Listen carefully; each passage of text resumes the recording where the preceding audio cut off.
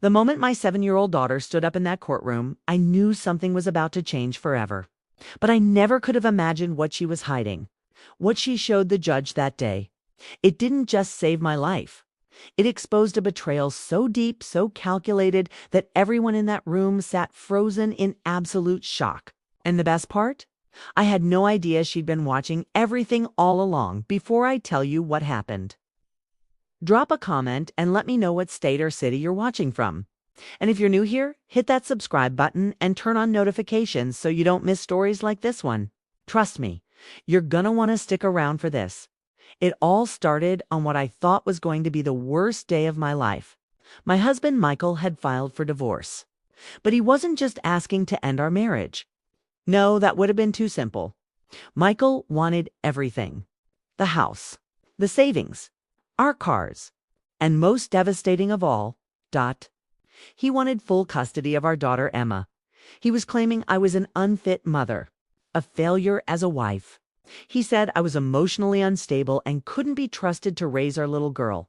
When I first got those divorce papers, I thought it was some kind of sick joke. I mean, I had given everything to this man. I'd quit my job when he asked me to. I'd stayed home to raise Emma while he built his career. I cooked his meals. I cleaned his house. I ironed his shirts every single morning before he left for work. And now he was standing in front of a judge telling everyone I was a failure. The morning of the final hearing, I woke up feeling like I was walking to my own execution. I barely slept the night before. My eyes were puffy from crying, and my hands wouldn't stop shaking. I looked in the mirror and didn't even recognize the woman staring back at me. She looked broken, defeated, like someone who had already lost everything. My lawyer, a kind older gentleman named Mr. Patterson, had warned me that this wasn't going to be easy. Michael's lawyer was notorious for being ruthless in divorce cases. They had evidence against me: photos, financial records, even testimony from some expert witness I'd never met. Everything was stacked against me, and I knew it. But what I didn't know was that my little Emma had been paying attention. She'd been watching, listening, and recording. Let me take you back to how all of this started. About a year before the divorce papers arrived, things in our house began to change. Michael started coming home later and later from work. His business trips got longer. When he was home, he barely looked at me.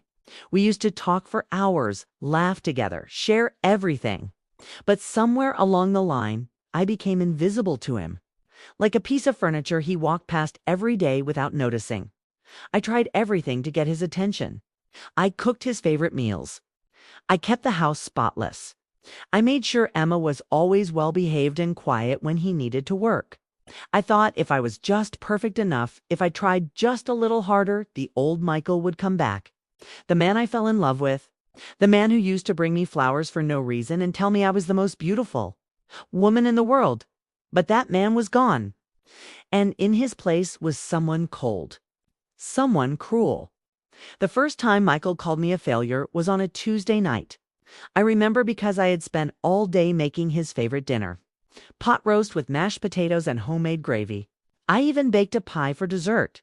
When he came home, he barely looked at the table. He sat down, took one bite of the pot roast, and pushed his plate away. "It's dry," he said, without looking up from his phone. "How hard is it to cook a simple piece of meat, Olivia?" My name is Olivia, by the way. And hearing him say it like that, with so much disappointment and disgust, felt like a knife to my heart. "I'm sorry," I whispered. I thought I followed the recipe exactly. Michael didn't respond. He just kept scrolling on his phone. I stood there awkwardly, waiting for something. Anything. A word of kindness. An acknowledgement that I existed. But there was nothing that night. I cried myself to sleep for the first time. It wouldn't be the last. Over the next few months, Michael's criticism became constant. Nothing I did was ever good enough. The coffee was too bitter. The house wasn't clean enough. I spent too much money on groceries. I didn't discipline Emma the right way. Every single day there was something new to criticize. And through it all, I kept trying. I kept hoping. I kept believing that if I just worked a little harder, things would get better. I was so foolish. The day the divorce papers arrived, I was home alone. Emma was at school, and Michael had left for work early without saying goodbye. That was normal by then. We barely spoke anymore unless it was about Emma or household matters. When I heard the motorcycle pull up outside, thought it was just a delivery. Maybe something Michael had ordered. I opened the door and signed for a large brown envelope without thinking much of it. The courier drove away, and I walked back inside. Turning the envelope over in my hands, that's when I saw the logo in the corner. A law firm. My heart started beating faster. Something felt wrong. Very wrong. I sat down on the couch and ripped open the envelope with trembling hands. Inside was a thick stack of papers covered in legal language. But the first page made everything crystal clear. Petition for dissolution of marriage. I read those words 3 times before they actually sank in. Dissolution of marriage. Divorce. Michael was divorcing me, but that wasn't the worst part. As I kept reading, my horror grew with every page. Michael wasn't just asking for a divorce. He was asking for everything. Full custody of Emma, the house, all our savings, our investments, everything we had built together over 12 years of marriage, and his reasoning. According to the documents, I had totally failed in the fulfillment of marital duties. I was emotionally unstable and incapable of providing a healthy environment for the child. I had neglected the household and demonstrated financial irresponsibility. Every accusation was a lie. Every single one. But there they were, in black and white, filed with the court. I don't know how long I sat there staring at those papers. It might have been minutes. It might have been hours. All I know is that at some point I heard the front door open and Michael walked in. He stood in the doorway, looking at me slumped on the couch with the papers scattered around me. His face showed no emotion, no guilt, no remorse. Just cold, calculated indifference. "You got them," he said. It wasn't a question. "Michael, what is this? What does this mean?" My voice was trembling so hard I could barely get the words out. He walked over and loosened his tie, completely casual, like we were discussing the weather instead of the end of our marriage. "It's exactly what you read, Olivia. I don't want to be married to you anymore. You've failed. As a wife, as a mother, as everything failed." I couldn't believe what I was hearing. "I've dedicated my entire life to this family. To you, to Emma. I gave up my career for you. I gave up your career." Michael laughed, but there was no humor in it. "You didn't have a career. You had a job. A mediocre one at that. I did you a favor by letting you stay home." The cruelty of his words hit me like a physical blow. This wasn't the man I married. This was a stranger wearing his face. "The house," I whispered. "Emma, you can't take them from me." Michael crouched down until his face was level with mine. His eyes were cold, calculating, full of a hatred I'd never seen before. "I can," he said slowly, "and I will. My lawyer has everything prepared. You're going to walk out of this marriage with nothing, Olivia. No house, no money, and no daughter." I felt like I couldn't breathe. My whole world was collapsing around me. "And here's the best part," Michael continued with a cruel smile. "Even your own daughter is going to testify about what a terrible mother you are." That was the moment my heart truly shattered. Not because of the house or the money, but because of Emma, my little girl. The thought that Michael had somehow turned her against me was more painful than anything else. After Michael walked away, I sat in the darkness for what felt like forever. My mind was racing. How had I not seen this coming? How had I been so blind? And then another thought struck me. How was I going to fight this? I had no money of my own. Michael controlled all our finances. He gave me a monthly allowance for groceries and Emma's school expenses, but that was it. I had nothing saved, nothing to my name. With shaking hands, I pulled out my phone and opened our banking app. There was a joint account we'd had for emergencies. Michael had always said it was our safety net, our backup plan. If I could just access that money, maybe I could hire a lawyer. Maybe I could fight back. The app loaded slowly. My heart was pounding so hard I could hear it in my ears. When the account balance finally appeared on the screen, I felt all the blood drain from my face. .0. The account was completely empty.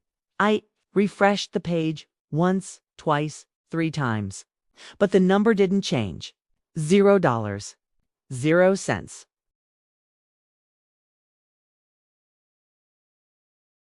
I pulled up the transaction history, and that's when I saw it. Over the past 6 months, Michael had been systematically withdrawing money from the account. Large amounts. Thousands and thousands of dollars transferred to some other account I didn't recognize. He had drained everything.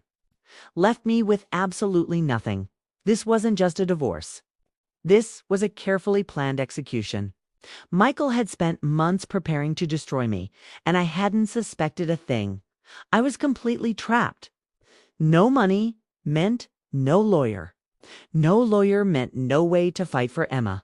Michael had thought of everything. That night, I lay awake staring at the ceiling. Emma was asleep in her room, peaceful and innocent, completely unaware that her whole world was about to be torn apart. I wanted to go to her, to hold her, to promise her that everything would be okay. But I couldn't, because I didn't know if anything would ever be okay again. The next morning, things got even worse. If that was even possible, Michael acted like nothing had happened. He came downstairs in his perfectly pressed suit, drank his coffee, and kissed Emma on the forehead before leaving for work. He didn't acknowledge me at all. I was already invisible to him. After he left, I started making desperate phone calls. I called banks asking about loans. I called legal aid offices. I called anyone I could think of who might be able to help. Most doors slammed in my face. Without money, without assets, without even a job history for the past 8 years. I was considered a risk no one wanted to take. Finally, late in the afternoon, I remembered an old friend from college. Her name was Sarah, and she worked at a nonprofit that helped women in difficult situations. I hadn't talked to her in years, but I was desperate. When I called and explained what was happening, Sarah listened without interrupting. When I finished, there was a long pause. "Olivia," she said gently, "I'm so sorry you're going through this. Look, I can't promise anything, but I know someone who might be able to help. His name is Mr. Patterson. He's not a fancy lawyer with a big firm, but he's honest, and he's helped a lot of women in situations like yours. He has a small office downtown. Tell him I sent you and explain your situation. Maybe he can work something out." I wrote down the address with trembling hands. It wasn't much, but it was something. A tiny ray of hope in all the darkness. Mr. Patterson's office was exactly as Sarah had described it. Small and modest, located above a dry cleaner in an older part of downtown. The building wasn't fancy, and the stairs creaked when I walked up them. But when I stepped into his office, I immediately felt something I hadn't felt in months. Safety Mr. Patterson was in his 60s, with gray hair, kind eyes, and a calm demeanor that somehow made me feel like everything might actually be okay. He listened patiently as I poured out my entire story. The years of criticism, the empty bank account, the accusations in the divorce papers, the threat to take Emma away. When I finished, Mr. Patterson leaned back in his chair and let out a long breath. "Olivia," he said slowly, "I'm not going to lie to you. This is going to be a very difficult fight. Your husband has clearly been planning this for a long time. He's tried to cut off all your options. But that doesn't mean we can't fight back." "I don't have any money," I said, my voice cracking. "I can't pay you. I don't have anything." Mr. Patterson waved his hand dismissively. "We'll worry about that later. Right now, what matters is building your case. Tell me everything you can about your husband's behavior. Any changes you've noticed? Anything that seemed off?" I told him about the late nights, the longer business trips, the coldness, the cruelty, but I didn't have any proof. It was all just my word against Michael's. "There's something else," I added, almost as an afterthought. "The past few months, Michael's been coming home smelling like ... perfume. Not my perfume. Something floral, expensive." Mr. Patterson's eyes sharpened. "You think there's another woman?" "I don't know. Maybe. Probably." Mr. Patterson nodded slowly. That could be important. If we can prove infidelity, it changes everything. But right now, let's focus on what we know. Your husband is going to try to paint you as an unfit mother. We need to be ready to counter every accusation he makes. Over the next few weeks, Mr. Patterson and I worked together to prepare my defense. He filed a response to Michael's petition. He requested financial records. He did everything a good lawyer should do. But Michael's side was prepared to. His lawyer, a man named Mr. Richards, was known for being aggressive and ruthless. He had a reputation for winning cases by any means necessary. And he had evidence. The first piece of evidence was the photos. Somehow, Michael had photos of our house looking absolutely terrible. Dishes piled in the sink. Toys scattered everywhere. Dirty laundry overflowing from baskets. When I saw the photos, I felt sick to my stomach. Those were taken when I was sick, I explained to Mr. Patterson. I had a terrible flu for almost a week. I could barely get out of bed. Michael refused to help with anything. He took those photos on purpose. Mr. Patterson nodded grimly. I believe you. But in court, they'll just see a messy house. We need to find a way to provide context. The second piece of evidence was even more damaging. Credit card statements showing thousands of dollars in purchases. Designer bags. Expensive jewelry. Fancy restaurant dinners. All charged to a card in my name. I never bought any of that, I said, staring at the statements in disbelief. That card. Michael always had it. He said his main card was over the limit because of business expenses, so he'd use mine instead.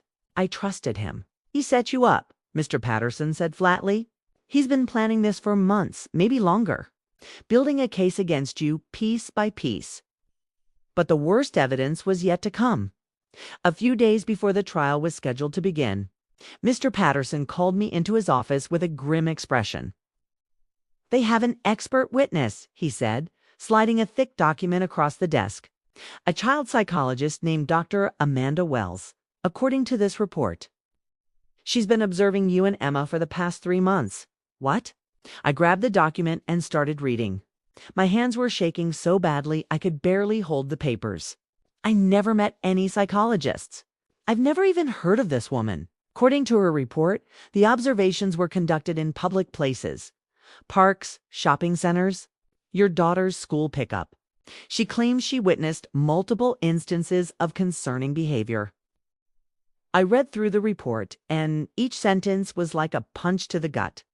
According to Dr. Wells, I was emotionally volatile, neglectful of my daughter's needs, and demonstrated concerning patterns of behavior that could be detrimental to the child's psychological development. This is insane, I whispered. None of this is true. I know, Mr. Patterson said, but her credentials are impeccable. She's a licensed psychologist with years of experience.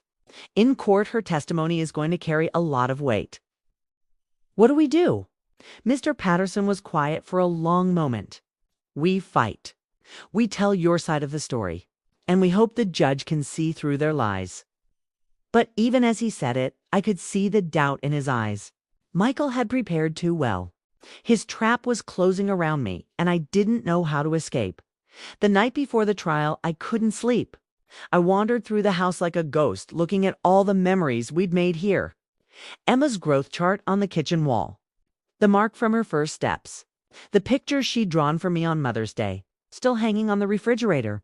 How could Michael want to take all of this away from me? How could he be so cruel? Eventually, I found myself standing outside Emma's bedroom door. I opened it quietly and stepped inside.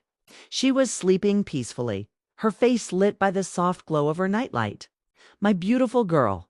My whole world. As I got closer to tuck in her blanket, I noticed something strange. Her hand was clutching something under her pillow. Carefully, trying not to wake her, I lifted the pillow slightly to see what it was. It was her old tablet. The cheap one with the cracked screen. I'd told her months ago not to play with it anymore because I was worried the broken glass might cut her fingers. But here she was, holding onto it like it was the most precious thing in the world. That was strange. Michael had just bought her a brand new tablet a few weeks ago. An expensive one with a big screen and lots of games. So why was she still clinging to this broken old thing? I didn't understand. I thought maybe it was just childish attachment to an old toy. Kids got sentimental about things sometimes. I didn't think about it again. That was my mistake. I didn't know that little broken tablet was going to save my life. The first day of trial was everything I feared and more. The courtroom was cold and intimidating. With high wooden walls and uncomfortable chairs, the judge sat behind an enormous desk, looking down at all of us like we were specimens under a microscope. On the opposite side of the room, Michael sat with his lawyer, Mr. Richards. Michael was wearing his most expensive suit and had the confident smile of someone who already knew they'd won. Mr. Richards went first. He was smooth and polished, his voice carrying easily through the room as he laid out his case against me. "Your Honor," he began during this trial, "we will demonstrate beyond any doubt that Mrs. Olivia has failed in her fundamental duties as a wife and mother. We have photographic evidence showing her neglect of the household. We have financial records proving her irresponsible spending. And most importantly, we have expert testimony from a licensed child psychologist who will explain why Mrs. Olivia is simply not capable of providing a stable environment for her daughter Emma." He went on, twisting every fact, turning every innocent moment into proof of my failure. The photos of the messy house, the credit card statements, each piece of evidence landed like a hammer blow. Then came Dr. Wells. She walked into the courtroom looking every bit the professional. Perfectly styled hair, expensive blazer, confident stride. She sat in the witness stand and took her oath with practiced ease. And then she started talking. Based on my observations, Dr. Wells said in a calm, authoritative voice, "Mrs. Olivia demonstrates several concerning patterns of behavior. During one observation at a shopping center, I witnessed her grab her daughter roughly and speak to her in an aggressive tone, causing the child visible distress. I wanted to scream. I remembered that day. Emma had been about to run onto a broken escalator. I grabbed her and yelled because I was terrified she was going to get hurt. Any mother would have done the same thing." In another observation at a park, Dr. Wells continued, "Mrs. Olivia appeared more focused on her phone than on supervising her daughter. When the child fell, Mrs. Olivia's reaction was delayed and then exaggerated, which can be traumatizing for young children." Another lie. I had been texting the grocery list Michael had demanded. When Emma tripped, I'd run to her immediately. I'd hugged her and made sure she was okay. That wasn't exaggerated. That was being a mother. My professional conclusion, Dr. Wells said, looking directly at the judge, is that Mrs. Olivia does not possess the emotional stability necessary to raise a 7-year-old child. For Emma's psychological well-being, I strongly recommend that full custody be granted to the father, Mr. Michael. The room was silent when she finished. Her testimony had been devastating. Even I almost believed her.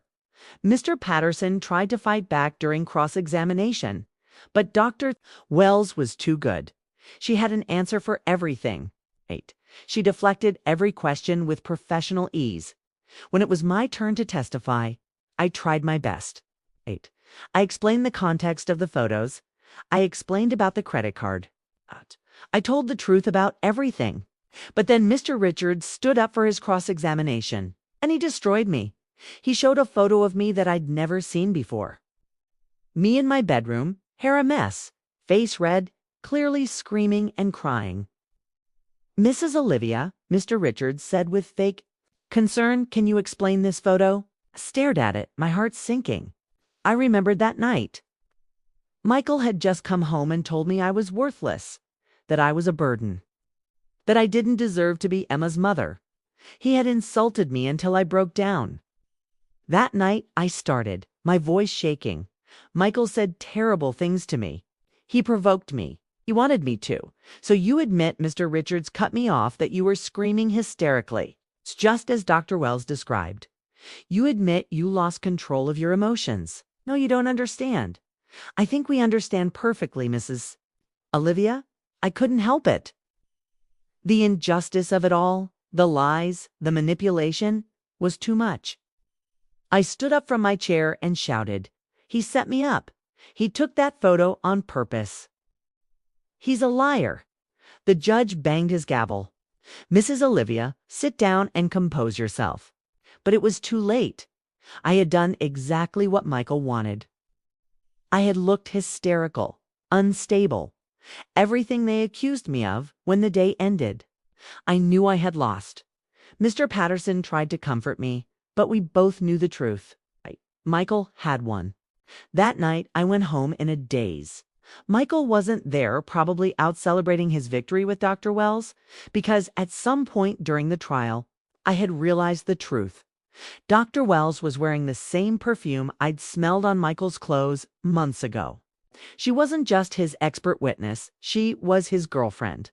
They had been having an affair, and she had helped him build a case to destroy me. It was so perfectly evil, so thoroughly planned, that I almost had to admire it.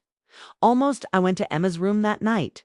I needed to see her, to hold her one more time before everything fell apart. She was awake when I opened the door. "Mommy, why are you crying?" I wiped my tears quickly. "I'm okay, sweetheart. It's just a headache."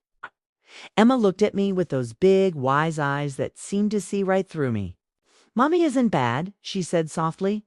"Daddy says you're bad, but you're not. You're the best mommy." I hugged her so tight, sobbing into her hair. "My little girl, my precious little girl." "I love you so much, Emma," I whispered. "I love you too, Mommy. Don't worry, I'm going to help you." I didn't know what she meant. I thought she was just trying to comfort me the way children do. I had no idea she had already planned everything. The day of the final verdict arrived. I felt like I was walking to my own execution as I entered the courtroom. Mr. Patterson had prepared closing arguments, but we both knew they weren't enough. Michael's evidence was too strong. His lies were too convincing. Mr. Richards gave his closing argument first. He summarized everything with practiced precision. The photos, the credit cards, Dr. Wells' testimony, my outburst on the witness stand. He painted a picture of a neglectful, emotionally unstable woman who had failed at being a wife and a mother. For the best interest of the child, Mr. Richards concluded, we asked the court to grant full custody to Mr. Michael and approve his request for all marital assets. Michael sat there looking humble and concerned, the perfect act of a loving father. Then it was Mr. Patterson's turn. He did his best. He argued about context, about manipulation, about a loving mother being framed by a scheming husband. His words were passionate and heartfelt, but they weren't enough. I could see it in the judge's eyes. When Mr. Patterson finished, the judge adjusted his glasses and opened the thick file in front of him. This was it. The moment that would decide my fate. Having reviewed all evidence presented by both parties, the judge began, and having heard all testimony, my heart was pounding so hard I thought it might explode. The court notes that the plaintiff, Mr. Michael, has presented significant evidence regarding the defendant's conduct. I closed my eyes. This was really happening. I was going to lose Emma. First, the photographic evidence demonstrates neglect of household responsibilities. Each word was like a nail in my coffin. Second, the financial evidence demonstrates irresponsible spending. I couldn't breathe. And most significantly, the expert testimony of Dr. Wells regarding the defendant's emotional state. Tears were streaming down my face. I had lost. It was over. Therefore, for the best interest of the minor child Emma, the court rules stop. The voice was small, high-pitched, but it cut through the courtroom like a knife. Everyone turned toward the back of the room. There, standing in the doorway, was Emma. She was still in her school uniform, her backpack hanging off one shoulder. And clutched in her hands was her old cracked tablet. "Emma," I whispered in disbelief. Michael's face went white as a ghost. "Emma, what are you doing here? Get out right now." But Emma didn't move. She walked forward into the courtroom, her small footsteps echoing on the marble floor. She didn't look at Michael. She didn't look at me. She looked directly at the judge. "Your Honor," Emma said, her voice trembling but determined. "Can I show you something?" Mr. Richards jumped up immediately. "Your Honor, this is completely inappropriate. A minor cannot interrupt court proceedings." But the judge held up his hand. "Quiet." He looked at Emma with curiosity. "What do you want to show me, young lady?" Emma walked closer to the judge's bench. "Something my mommy doesn't know about." Those words hung in the air. Something my mommy doesn't know about. I had no idea what she was talking about. What could Emma possibly have that I didn't know about? Michael was on his feet now, his composure completely gone. "Your Honor, please. This is ridiculous. Whatever she has is Mr. Michael. Sit down and be quiet." The judge's voice was sharp. "I want to see what this child has to show me." A court clerk approached Emma and gently took the tablet from her hands. He connected it to the courtroom's display monitors. "This video," Emma said softly. "I recorded it." The screen flickered, and then it started playing. The video showed our living room. The shot was shaky and low, clearly recorded from behind something. Then I realized the big plant pot in the corner. Emma used to hide behind that pot when she played hide and seek. Two people walked into frame, Michael and Dr. Wells. But Dr. Wells didn't look like she did in court. She was wearing casual clothes, her hair was down, and Michael's arms were wrapped around her from behind. He was kissing her neck. Gasps echoed through the courtroom. On the video, Dr. Wells laughed. "Are you sure your plan is going to work? Your wife seems pretty stupid." Michael's voice responded with confidence. "Stupid and easy to control. She has no idea. I've already moved all the money to your account. I felt like I had been hit by a truck. The joint account, the missing money. It had all gone to this woman." The video continued. Michael sat on the couch and pulled Dr. Wells onto his lap. "Once I get custody of Emma," Michael said, "we'll sell that house and move somewhere far away. Maybe Europe? Somewhere Olivia can never find us." "And Emma?" Dr. Wells asked. "She seems really attached to her mother." Michael laughed dismissively. "Kids are easy. Give her some new toys and she'll forget all about Olivia. And you'll be her new mother. A better mother." They kissed on the video. Long and passionate. "Enough," Michael screamed. He jumped from his seat and tried to rush toward the clerk to stop the video. "Officers, restrain him." The judge ordered. Two security guards grabbed Michael before he could take 3 steps. They forced him back into his chair and held him there. "Continue the video," the judge commanded. "I want to see everything." The video kept playing. Now Dr. Wells was talking about her testimony. "I'm still a little nervous about the psychological evaluation," Dr. Wells said. "What if her lawyer challenges it?" "Don't worry," Michael replied. "I've got that covered. I recorded Olivia last week when she was crying. I'm going to provoke her again at the trial. Make her lose control in front of the judge. Once she starts screaming, your testimony will look perfect. The judge will see exactly what we want him to see: unstable. Hysterical woman who can't be trusted with a child." The video showed Michael and Dr. Wells clinking wine glasses and laughing together. Then the screen went black. The courtroom was absolutely silent. The only sounds were Michael's heavy breathing and my quiet sobs.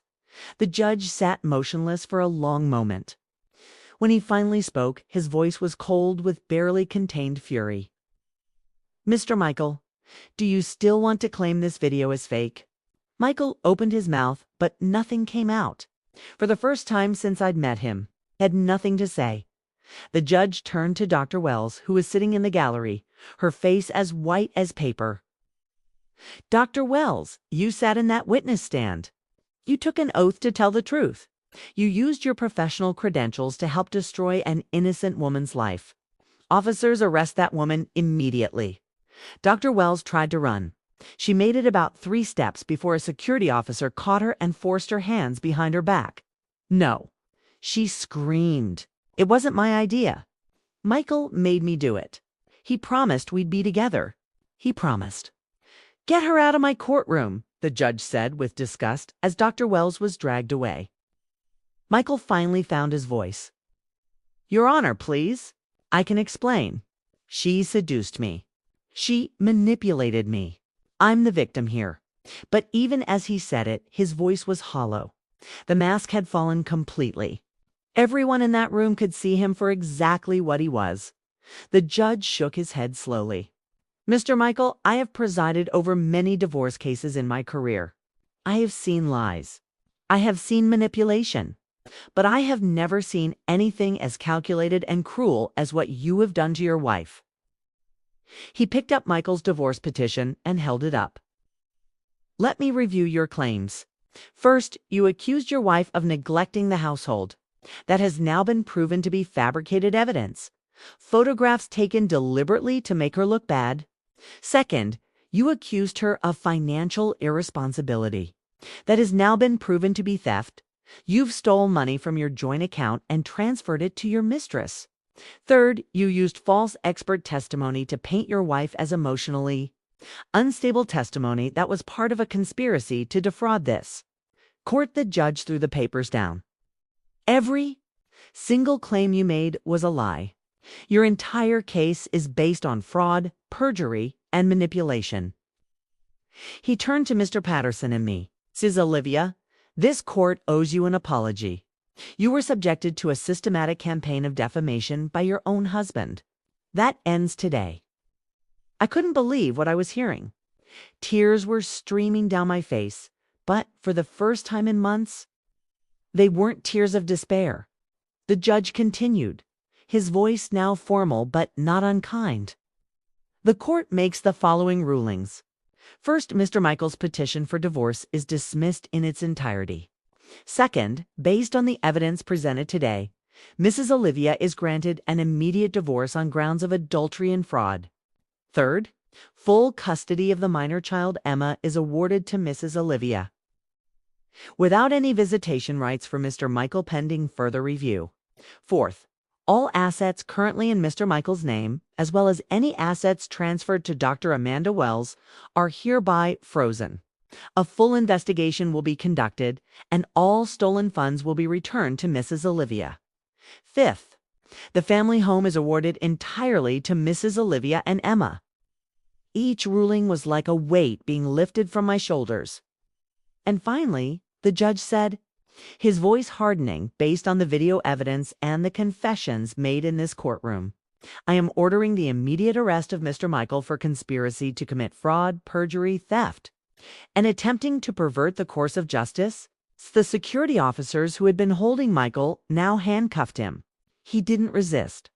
All the fight had gone out of him. As they led him toward the door, Michael passed right by me. For just a moment, our eyes met. I expected to see hatred, anger, defiance, but all I saw was emptiness. A man who had lost everything because of his own greed and cruelty. And then he was gone. I stood there in shock, unable to fully process what had just happened. A moment ago, I was about to lose everything. Now I had won. Completely and totally won. Mommy? I looked down. Emma was standing beside me, looking up with worried eyes. Did I do good, Mommy? I dropped to my knees and pulled her into the tightest hug of my life. I was crying so hard I could barely speak. You did so good, baby. You saved us. You saved everything. I didn't want them to take you away, Emma said, her voice muffled against my shoulder. Daddy said you were bad, but I knew he was lying. I saw him with that lady. I knew she was bad too. So I recorded them. I pulled back and looked at her face. My 7-year-old daughter. My brave, brilliant little girl. How did you know to do that? I asked. You told me once, Emma said. Remember? You said if there are bad people, you need proof. So I got proof. I didn't even remember saying that. But Emma had remembered, and she had used it to save us both. Mr. Patterson came over and patted Emma on the head. Young lady, he said with a warm smile, you just did something most adults couldn't do. You were very brave. Emma beamed. I wasn't that scared. Okay, maybe a little scared, but I knew I had to help Mommy. The next few weeks were a whirlwind. The investigation into Michael and Dr. Wells moved quickly. The evidence was overwhelming. Michael had transferred nearly $800,000 to Dr. Wells over the past year. All of it was seized and returned to me. Dr. Wells' psychology license was permanently revoked, and both of them faced serious criminal charges. In the end, Michael was sentenced to 10 years in prison for fraud, theft, and perjury. Dr. Wells received 7 years for her role in the conspiracy. Michael's lawyer, Mr. Richards, had his license suspended pending investigation. Into his knowledge of the fraud, justice had been served. I sold the house. I couldn't stay there anymore. Too many bad memories lived within those walls. Every room reminded me of Michael's cruelty, of the years I spent trying to be perfect for a man who was planning to destroy me with the money from the sale. Emma and I moved to a new place, a cozy little house in a quiet neighborhood with a big backyard and room for a garden. It wasn't fancy, but it was ours. For the first time in years, I felt free. I started a small catering business. All those years of cooking meals that Michael criticized, turns out I was actually pretty good at it. My business started small, just cooking for neighbors and friends. But word spread. Within a few months, I had more orders than I could handle. Emma thrived, too. She made new friends at her new school. She smiled more, laughed more. Without her father's manipulation and coldness, Sui was able to just be a kid again. One afternoon, about 6 months after the trial, Emma and I were sitting in our backyard. She was planting flowers while I watched from a lawn chair, sipping lemonade, Mommy. Emma said without looking up from her gardening. "Yes, sweetheart." "Are you happy now?" I thought about the question. Was I happy? For so long, I had defined happiness by Michael, by whether he was pleased with me, by whether I had met his impossible standards. I had tied my entire self-worth to a man who saw me as nothing more than a tool to be used and discarded. But now I was free. I had my daughter. I had my home. I had a business I loved. I had friends who actually cared about me. "Yes," I said, and I meant it with my whole heart. "I'm very happy." Emma looked up and smiled. "Good, because you deserve to be happy. Mommy, you're the best mommy in the whole world." I felt tears prick at my eyes, but they were happy tears. The best kind. "Come here. You?" I said. Opening my arms, Emma ran over and jumped into my lap. I held her close, breathing in the smell of dirt and sunshine and pure childhood innocence. "I love you so much, Emma," I whispered. "Thank you for being brave. Thank you for saving us." "I love you too, Mommy," Emma said, "and I'll always protect you, forever and ever." We sat there for a long time, mother and daughter, watching the sun set over our new home, our new life.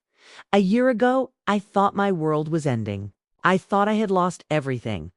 But sitting here with my daughter in my arms and a future full of possibilities ahead of us, I realized something important. Sometimes the worst moments of our lives lead us to the best ones. Sometimes we have to lose everything to find what really matters, and sometimes the tiniest hero comes in the smallest package. Emma had saved me with a broken tablet and the courage to tell the truth. She had seen through her father's lies when no one else could. She had risked everything to protect her mother. That's the thing about love, real love. It doesn't care about money or houses or material things. It cares about people, about truth, about doing what's right. Even when it's scary, my 7-year-old daughter understood that better than most adults ever will. As I look back on everything that happened, I don't feel anger anymore. I don't feel bitterness toward Michael or Dr. Wells. I actually feel grateful. Grateful that the truth came out. Grateful that Emma and I escaped. Grateful for the chance to build a new life, a better life, based on love and honesty instead of manipulation and lies. Last week, Emma asked me if I ever think about Daddy. "Sometimes," I told her honestly, "but not in a sad way. I think about how different things are now. How much better do you think he's sad in prison? Emma asked. I don't know, sweetheart. Maybe. But that's not something we need to worry about. He made his choices and now he has to live with them. We get to make our own choices now. Good ones. Emma nodded thoughtfully. I think I'm going to choose ice cream. I laughed. I think that's an excellent choice. We walked to the ice cream shop down the street, hand in hand. The evening was warm and perfect. People waved and said hello as we passed. Our new neighbors. Our new community. Our new life. Standing in line for ice cream. I looked down at Emma's face, so full of joy and innocence. And I made a silent promise to myself. I would never let anyone make me feel small again. I would never let anyone tell me I was a failure. I would never give another person the power to destroy my happiness. Because I wasn't a failure. I never was. I was a good mother, a good person, and I deserved to be happy. Mommy, can I get rainbow sprinkles? Emma asked, tugging on my hand. You can get all the sprinkles you want, baby girl. She grinned up at me, and in that smile I saw everything that mattered. Everything that was worth fighting for. Love, family, truth. Joy. We walked home that night eating our ice cream. Emma chattering happily about her flowers and her friends and her plans for summer. The stars were coming out overhead and the world felt peaceful and right. At our front door, Emma stopped and looked up at me. Me? Yes, sweetheart. This is the best life ever. I felt my heart swell with so much love I thought it might burst. Yeah, I said softly. It really is. And it was. It really, truly was. If you're going through something hard right now, someone is trying to make you feel small or worthless, if you think there's no way out, please hold on. Keep fighting.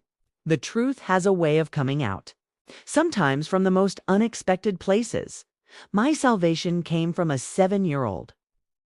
With a broken tablet and a heart full of courage, yours might come from somewhere you never expect. So hold on. Keep hoping. Keep believing. Because happy endings do exist. I'm living proof. And if my story can happen, so can yours. So what did you think? Did that twist catch you off guard? Let me know in the comments below. Tell me what city or state you're watching from.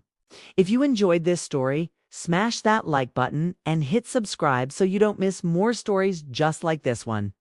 And if you really want to support the channel, you can send a super thanks. It means the world to me and helps keep these stories coming. Check out the 2 videos on your screen right now for more incredible true stories. Trust me, you don't want to miss them. See you in the next one. Take care of yourselves, and remember, the truth always wins.